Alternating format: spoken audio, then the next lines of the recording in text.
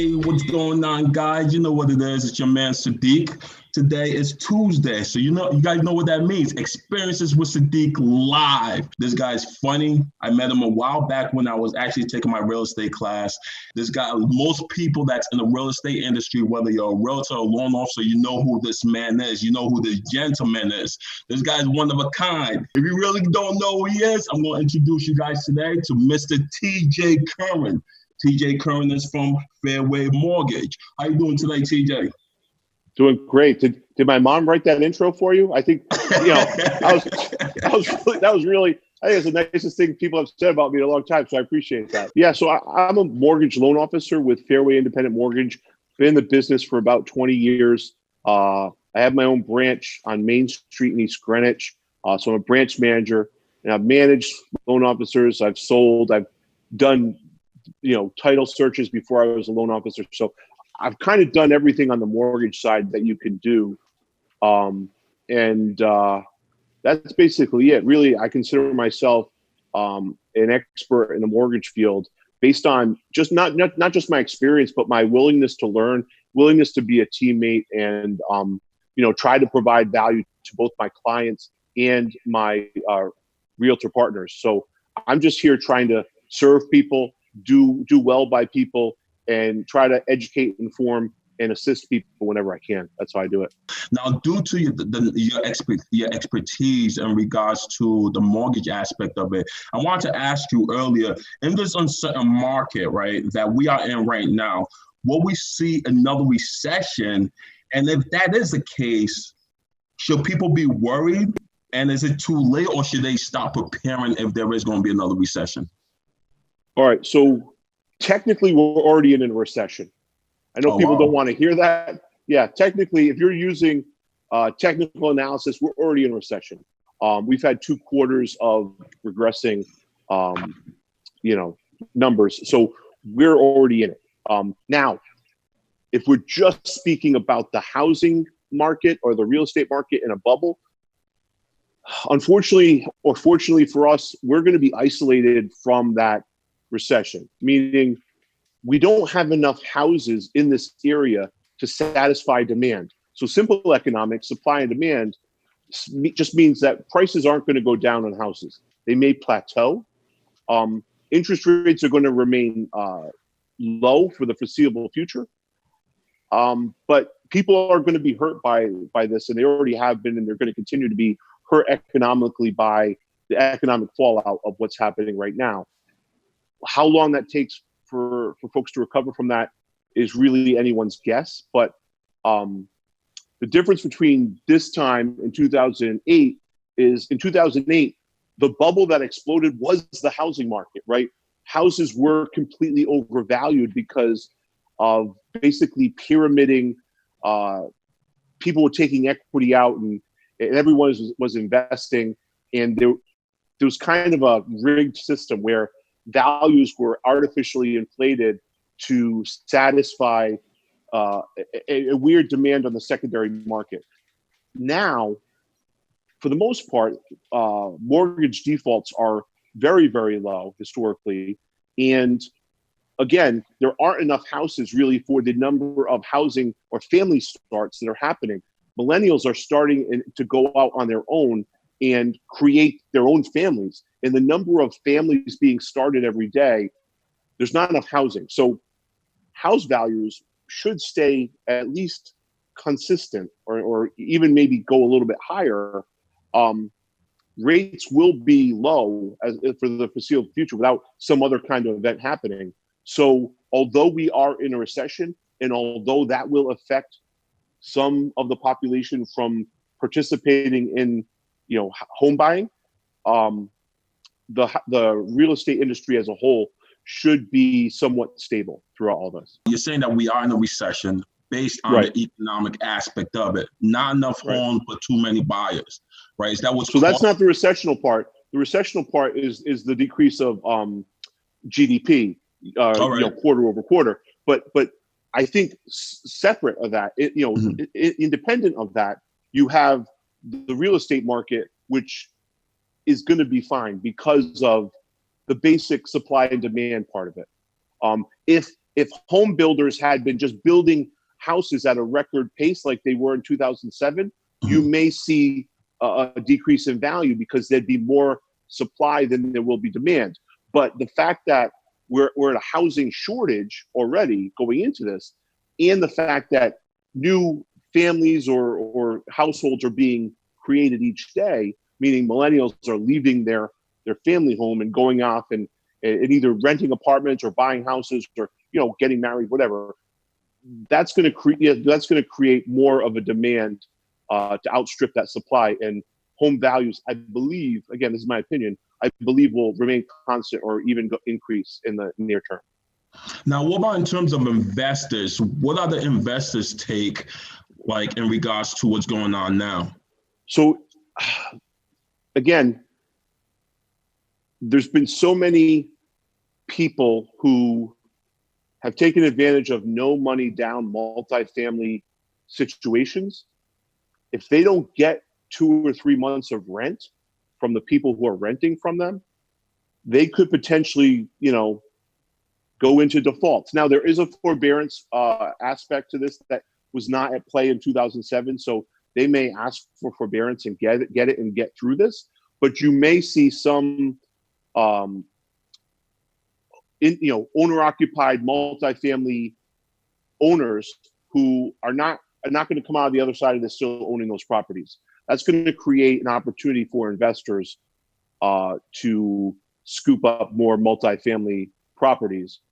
And other than that, I mean, there's still bidding wars. Here's the thing though, if you're an investor and you're out there looking for opportunities, in this market, there will be those opportunities, but you have to look at the risk aspect as well, because you may be buying a multifamily where all 3 tenants can't pay you rent because they're all laid off. So are you able to kind of float that mortgage or float whatever your housing payment is for that amount of time? Because no mortgage company is going to, in this environment, no mortgage company is going to give you a mortgage as an investor if you can't show that you can support that mortgage at least through the first few months.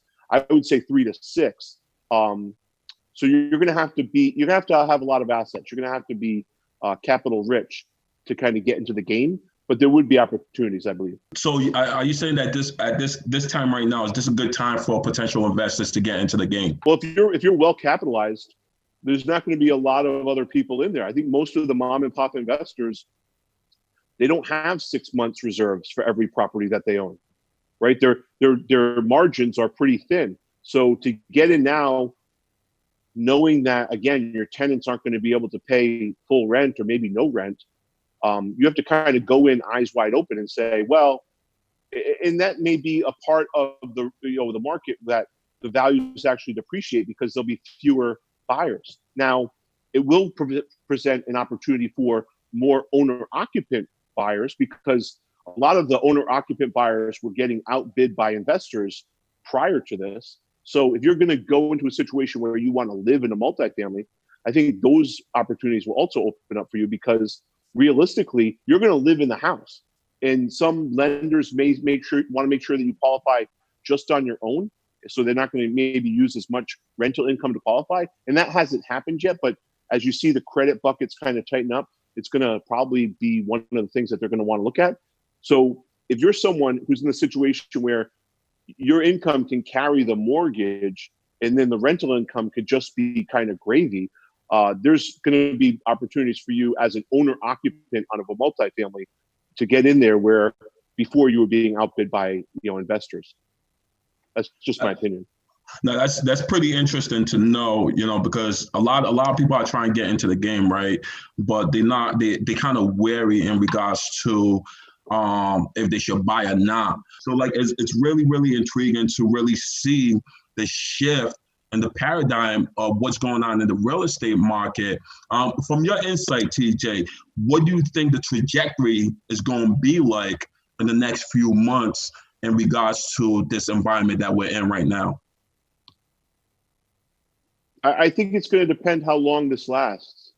The longer it lasts, the more industries that are affected, the more people are going to unfortunately be laid off. And that's going to have a ripple effect throughout the economy. So we want everyone to be healthy. We want everyone to stay healthy, but the faster the economy can open up, the more secure you're going to see things. So it's hard to predict. I guess that's my point, is it's hard to predict. If this ends at the end of May, just using an arbitrary date, I think, the real estate market will be almost fully recovered, at least in this area, Massachusetts, Rhode Island, Connecticut, will be fully recovered by July. I think, again, the housing market is strong here because there's not enough houses for the amount of people that want them. It's just simple supply and demand. Also, rates are low. And so the people that are in the market that are able to keep their jobs through this, if you've been looking for houses, whether you're an investor or just someone who wants to find a house to live in, and you've been losing out to multiple business situations, if you are able to keep your job through this, you're going to have a better situation. The way I would look at it is, instead of shooting with an Uzi where you're just spraying, offers all over the place, you want to be like a sniper where you're looking for your opportunities and you're just really focusing on those one or two opportunities, and you're really hitting your bullseye, hitting your target. Make sure you're ready. So having all your ducks in a row, making sure that you qualify for the mortgage that you want, having all your paperwork in so that you're well qualified and you're vetted by your loan officer, mortgage professional, so that when you do find your house, right, like as a sniper, you hone in on it, you hit the bullseye, and then you can close on it right away.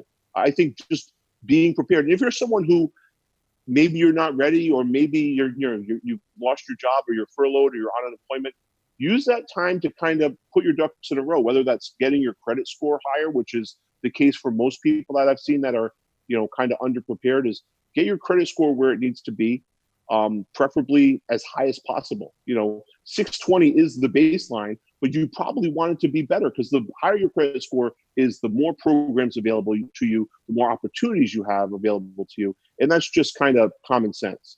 So if you're on the sidelines for whatever it is, get your credit score up. If you're not on the sidelines and you're still able to kind of look for houses, take the sniper approach rather than the Uzi approach. You don't want to be, I don't know. You just, kind of be a little bit more focused, a little bit more, targeted for what you want. And I think if you kind of just are that way, you're going to get what you want. Short term. Put yourself in the seller's shoes too. If you're out there looking to buy a house and you really want to use 100% down, no money down program, if you're someone who's selling their house in the middle of a global pandemic, you want to make sure that deal's going to close. So you're going to probably look at offers. And if someone's putting some money down, even if it's the minimum amount, or someone's putting no money down, most sellers are going to go with the some money down program, because they want to make sure the person has some skin in the game. They want to make sure the buyer has something at stake. Because if you are selling your home in the middle of a global pandemic, you're serious about selling, and you want the buyers to be just as serious, I would imagine.